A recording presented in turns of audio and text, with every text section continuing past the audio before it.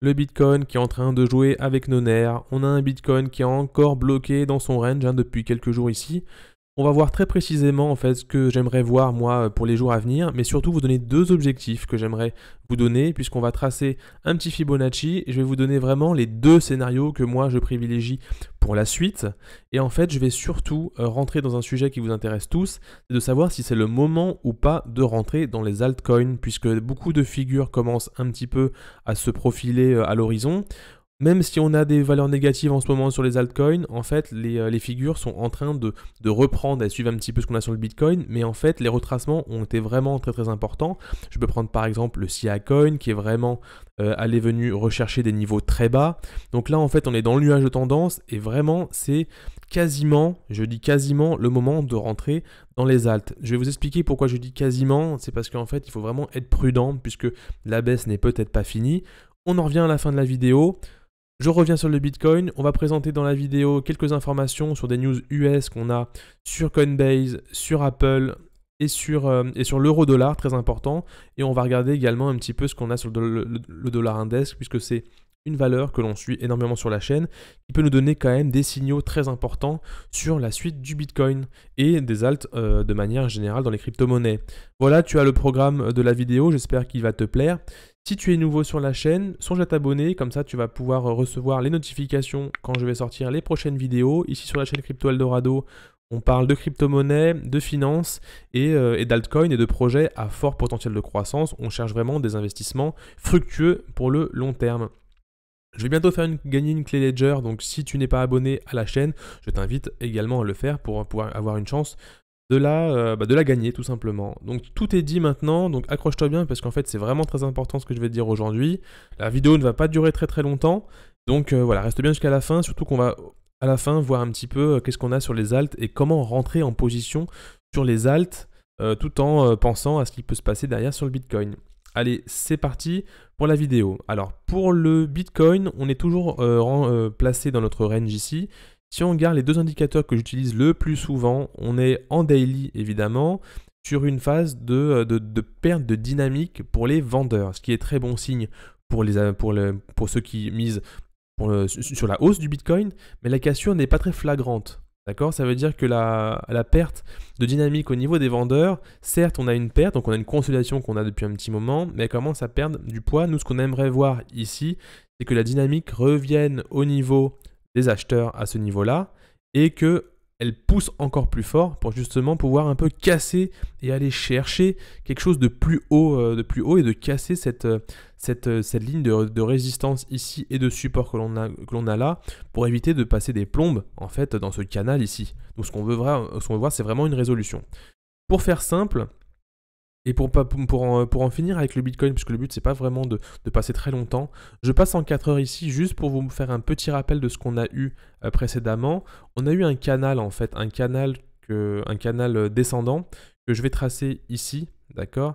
Tac, tac, et ça va aller très vite, hein, je vais le placer assez rapidement. Un canal, hein, tout simplement, c'est une figure chartiste, hein, tout simplement. On est venu buter à l'intérieur, d'accord? On est venu taper en haut, taper en bas, et on est venu casser à la hausse ici. Normalement, après ça, on a une cassure à la hausse, un pullback ici, et vraiment un départ qui devrait justement casser et aller plus haut. Cependant, on a quelque chose qui se consolide un peu plus. Ce n'est pas le moment de perdre espoir si vous êtes bullish, hein, si vous misez pour la hausse. Je sais que certains d'entre vous sont déjà en train de perdre espoir à ce niveau-là. Vous voyez ici peut-être quelque chose qui s'affaiblit. Ok, mais tant qu'on n'est pas venu casser ici, on peut très bien avoir des acheteurs qui viennent pousser le prix et refaire partir. Donc vraiment, il faut avoir un mental assez fort puisqu'on ne doit pas vendre ou sortir de position au feeling ou en se disant « bon, je pense que ça s'affaiblit, alors je m'en vais ». Non, il faut quand même s'appuyer sur un certain nombre d'indicateurs, d'accord? Par exemple, des cassures comme ça. C'est un très très bon indicateur, un cours qui vient se structurer et consolider et se compresser comme ça avec une cassure, un pullback et repartir vers le bas, c'est un signal qui vraiment donne une indication forte. Mais juste voir quelque chose comme ça, s'il n'y a pas d'indication précise au niveau des indicateurs techniques, ce n'est pas le temps de faiblir. Voilà pour le Bitcoin, je vais juste maintenant vous donner quelques objectifs, comme je vous l'ai promis. Je prends le plus haut ici, je prends le plus bas à ce niveau-là, c'est tout simple. D'ailleurs, vous voulez un petit peu savoir comment on fait tout ça.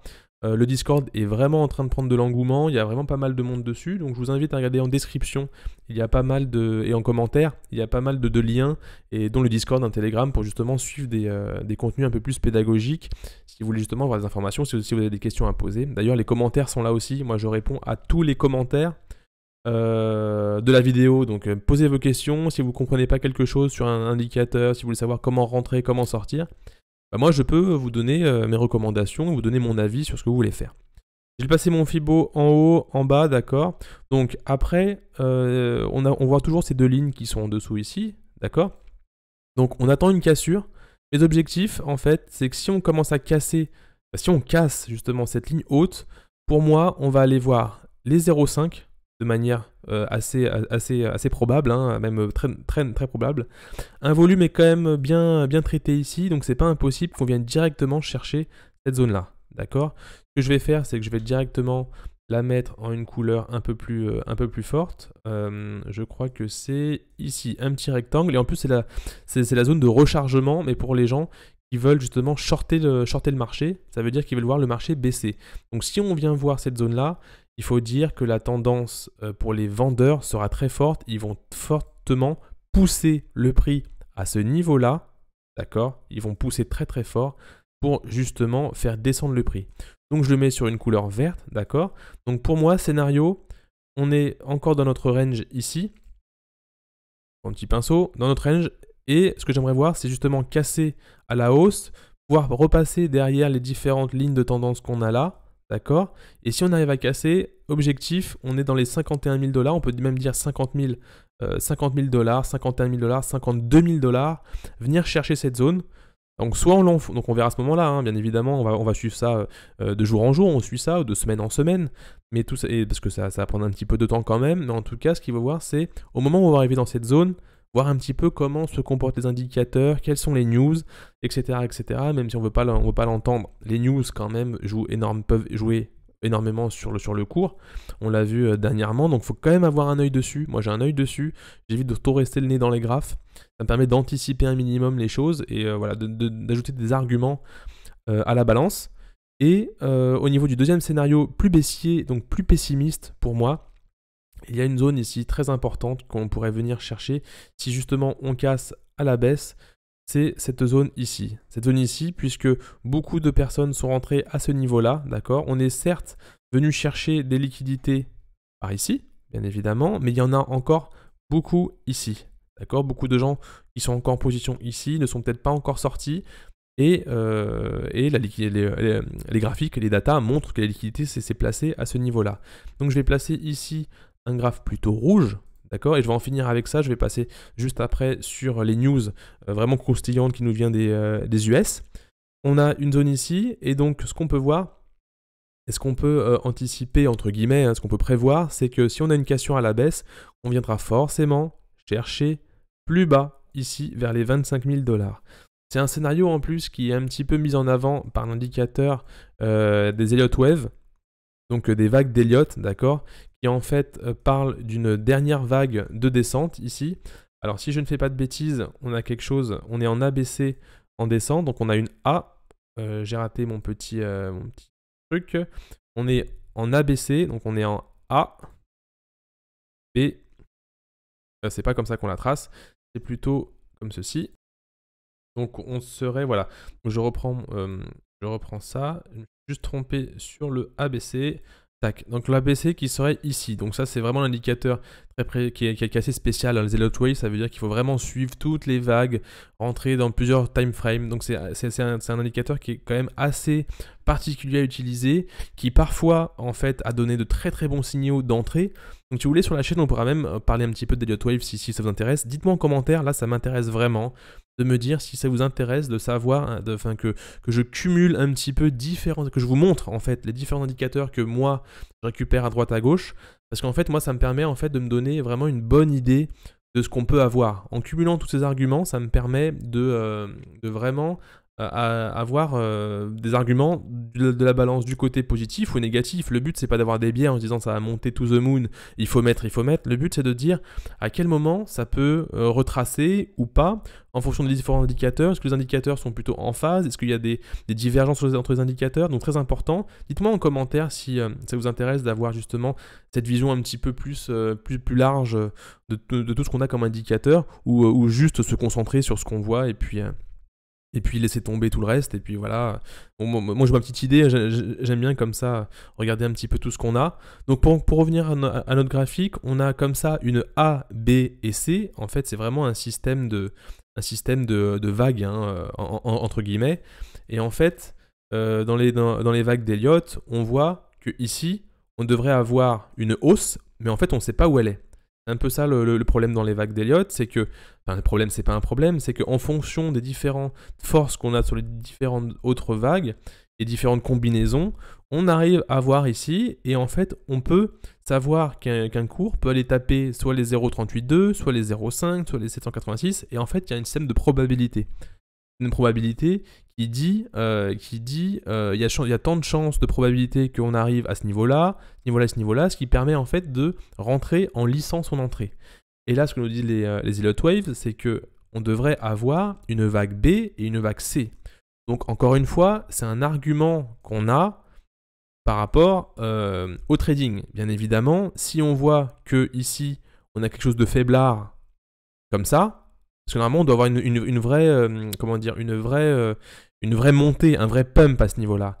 Et si on a quelque chose de faiblard comme ça, eh ben on va se dire, maintenant, on a ici une figure X, Y, Z, et puis on va changer ça, on va le mettre en haut. Donc c'est un peu ça qui est un peu compliqué pour le moment, c'est qu'en fait, on vient toujours un petit peu en retard de phase. C'est pour ça qu'il faut être très agile.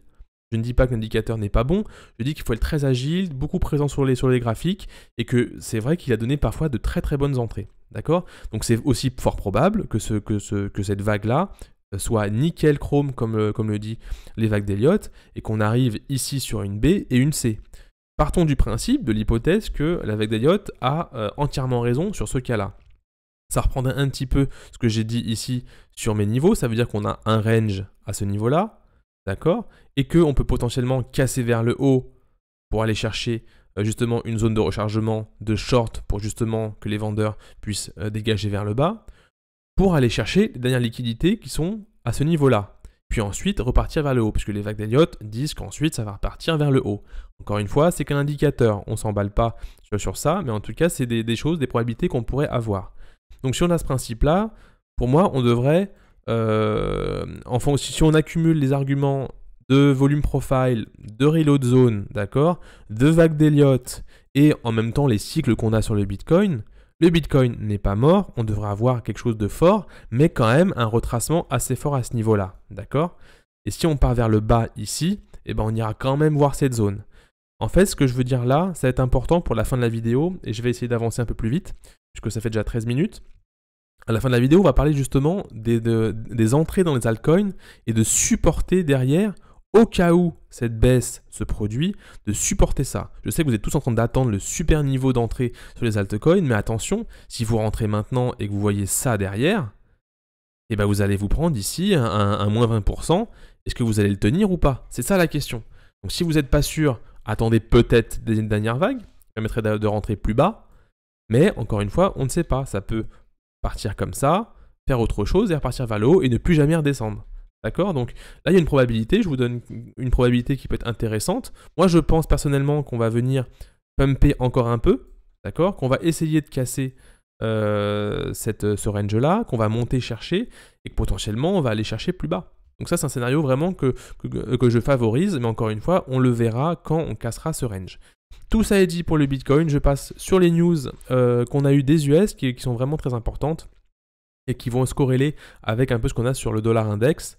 On voit en fait qu'on a, le titre en général, je ne vais pas rentrer dans le détail de l'article, mais je vais parler du titre. Le dollar pourrait être au bord d'une tendance baissière soutenue. On voit en fait plus loin dans l'article qu'on a un bout de texte qui est réservé au yuan chinois, d'accord, qui en fait est en train de montrer qui est apprécié de manière significative, donc en fait qui gagne du terrain et qui en fait est vraiment en forte hausse. Et on voit, et on nous explique que justement le dollar index, lui au contraire, est en train de s'enfoncer. D'accord? Et moi, quand j'entends le dollar index s'enfonce, ça me donne un signal très très important. Puisque si on vient et qu'on corrèle avec ça, ça fait plusieurs semaines, plusieurs jours sur la chaîne, on parle de dollar index et qu'on aimerait en fait le voir s'enfoncer et casser cette ligne ici de résistance, de support pardon, qui est devenu support en fait, résistance là, mais qui est devenu support, de résistance ici, mais qui est devenu support par la suite. On aimerait vraiment qu'il se retourne et qu'il vienne s'enfoncer. Dollar index qui s'enfonce veut dire un Bitcoin qui pourrait potentiellement repartir à la hausse. Puisque si on regarde les tendances du Bitcoin et du dollar index, on a une sorte de... C'est un peu déphasé en fait. Quand le dollar index descend, le Bitcoin monte. Les flux se renversent sur le Bitcoin. Et on voit ici également le SP500, donc un asset à risque. Du coup, les assets à risque qui commencent un petit peu à prendre de la valeur, donc ce qui pourrait être bon également pour le Bitcoin. D'accord, donc ce dollar index vraiment très intéressant à suivre et que je suis également régulièrement sur les articles américains puisqu'on a quand même beaucoup d'informations. Donc voilà, ce qui serait pas mal dans les jours à venir, c'est vraiment, là d'ailleurs j'ai mis une alerte, qu'on vienne casser du coup cette tendance. Il y a quelques jours on était vers ici, là, on avait une reprise vers ce niveau-là, mais là on est vraiment venu enfoncer le clou et on est vraiment à la limite de cette zone, donc voilà, à surveiller, on va suivre ça dans les prochaines vidéos, donc il faut bien rester abonné, comme ça vous pourrez justement suivre ça et ça peut donner un très bon signal. Je passe maintenant à Apple, donc là on a une good news sur Forbes, où justement on a Apple sur le point d'accepter la crypto-monnaie. En fait, il y a une offre d'emploi qui a été publiée par Apple et qui dit qu'il recherche une personne qui est qualifiée pour justement travailler dans les systèmes de paiement par crypto-monnaie et qui a une vision un petit peu extrême, qui est un petit peu décalée pour justement apporter de nouvelles solutions. De nouvelles solutions justement à Apple, quoi, tout simplement, à justement apporter, regardez, Business Development Manager, Alternative Payments, ça veut dire donc d'apporter des solutions alternatives aux paiements standards. Donc vraiment une news qui peut être intéressante. De toute façon, vous allez en entendre beaucoup parler. Là, pendant tout ce temps-là, des good news vraiment vont arriver. Ici, on avait beaucoup de mauvaises nouvelles. Et bizarrement, on a beaucoup de bonnes maintenant. Comme d'habitude, bon, on va pas dire un petit peu que c'est manipulé tout ça. Mais en tout cas, nous, on suit notre tendance. On essaie de ne pas se faire berner par tout ça. Maintenant, je passe rapidement sur une information qu'on a sur Coinbase. Vous vous rappelez de l'introduction en bourse de Coinbase. J'ai vu un article sur Seeking Alpha ici que en fait que le mouvement Coinbase est corrélé à 86% au prix du Bitcoin. D'accord? Donc il est probable que Coinbase plonge vers des creux plus bas pendant le marché baissier de Bitcoin. Donc en fait, on va bien devoir suivre ça. Donc voilà, je peux le dire aussi. En outre, le cours de l'action Coinbase est également exposé à des risques systématiques tels que la hausse des taux d'intérêt de la Fed. Donc là, on revient encore à des choses vraiment très intéressantes. D'ailleurs, c'est un graphique que je pourrais aussi afficher les taux d'intérêt parce que vraiment, il y a une corrélation assez forte aussi avec les taux d'intérêt. Tout est un peu lié, vous avez vu, c'est important aussi d'avoir une vue vraiment macroéconomique. Et donc ça, c'est comme ça sur la chaîne. Si vraiment vous voulez suivre un peu tout ça, sans vraiment vous mettre le nez dedans, vous pouvez suivre la chaîne. Et moi, je vous donnerai toutes les informations qu'il faut. Donc voilà un petit peu pour les good news. En fait, il y a Apple qui donne une bonne nouvelle, le dollar index qui s'enfonce, le Bitcoin consolide avec vraiment des objectifs assez clairs ici. Et puis, pas le moment de lâcher, c'est le moment de tenir un petit peu ses positions. Et maintenant, pour finir, on va bien évidemment regarder les altcoins et voir un petit peu comment on va rentrer dans les altcoins, puisque c'est vraiment ce qui vous intéresse. Si le contenu de la vidéo t'intéresse, j'ai besoin de savoir en fait, et l'indicateur que j'ai, c'est le pouce bleu.